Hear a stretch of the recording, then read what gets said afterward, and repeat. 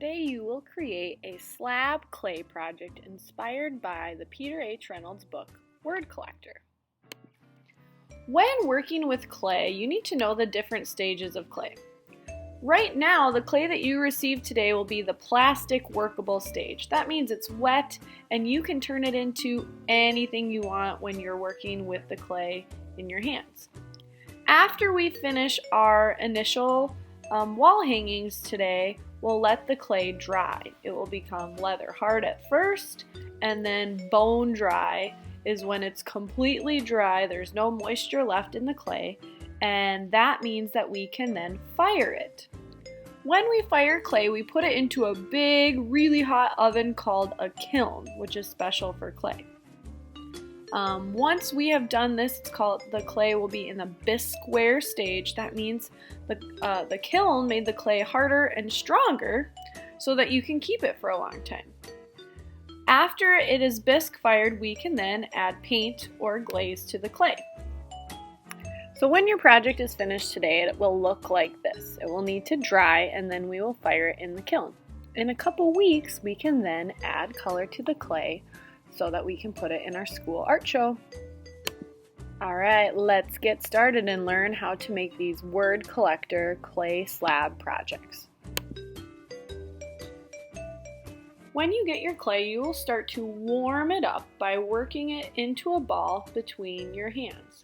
Cup your hands and be really strong with the clay to compress it all together.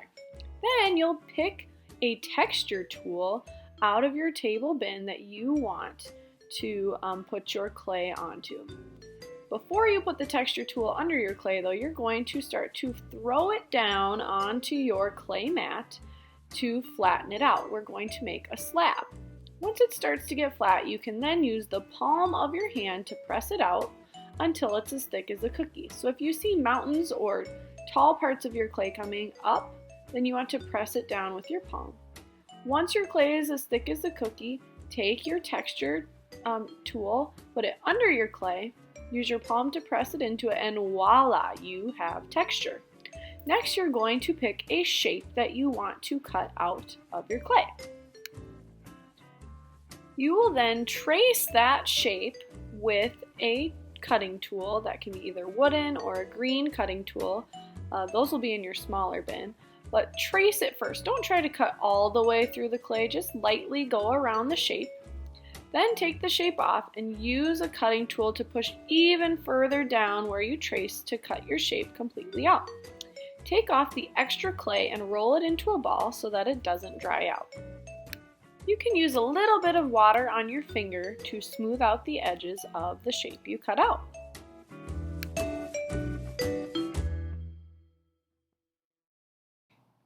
As you're cutting out this shape, you should be thinking about what words and what things you want to add to your shape. So I'm going to take my extra clay and start to roll out a coil. As you can see, you want to always roll out a coil on your clay mat.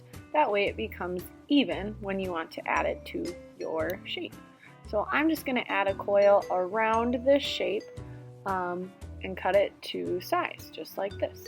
Now whenever you attach something to clay, you need to do something called score, make little lines, and slip.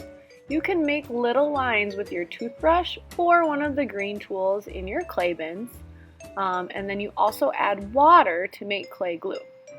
Once you have scored and slipped, you need to press down whatever you are attaching to make sure it becomes part of your clay shape.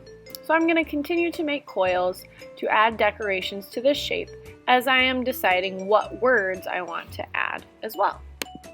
So I made a spiral and now I'm really pressing down on all these things I added to make them smooth, to make them attached. If you don't press down and use heavy pressure to smooth out any cracks, these things might fall off when the clay is drying. So see how even on the side I'm smoothing out that crack to make the clay become one. This is part of good craftsmanship when using clay. Now I'm going to take a coil and flatten it out with either a tool or my fingers so that I can add words to my Word Collector art. Once you have made space for your letters, you will go to the back table, get the letters you need, There are bigger sizes and smaller sizes to choose from so that you can then stamp them onto your project. Measure to make sure the letters will fit where you're going to put them and have a space that's big enough for them. Once you get your letters, you stamp them into the clay. If you use the smaller letters like you see me using here, you can leave them into the clay because they're really hard to get out. Those can stay in the clay. If you use the bigger letters, I do want you to pull them out so that other students can use them.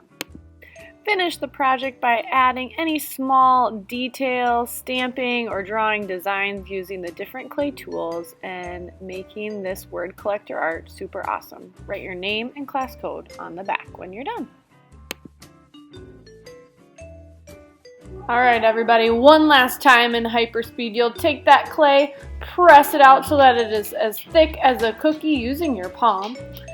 Make sure it's big enough for the shape you want it to be. Press it down into whatever texture you choose, again using your palm. Then trace that shape with a tool. After you trace your shape, cut all the way through the clay. And then ball up any extra clay so that you can use it to add designs to your project.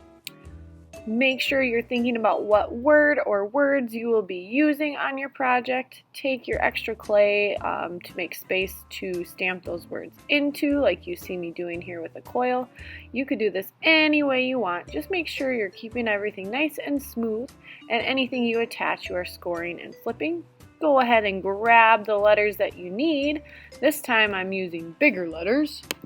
Remember that when you stamp those bigger letters in, you need to push down so that they make a print into the clay, but then you will take them back out and put them away so that other people can use them. So now that I've pulled them out, I will then attach this to my background shape by scoring and slipping. Remember, score means make little lines, and slip means clay glue. So if you dip your paint or your toothbrush in the water, you make little lines and clay glue. Your finishing touches can just be designs to make this word collector project super awesome. I can't wait to see what you create.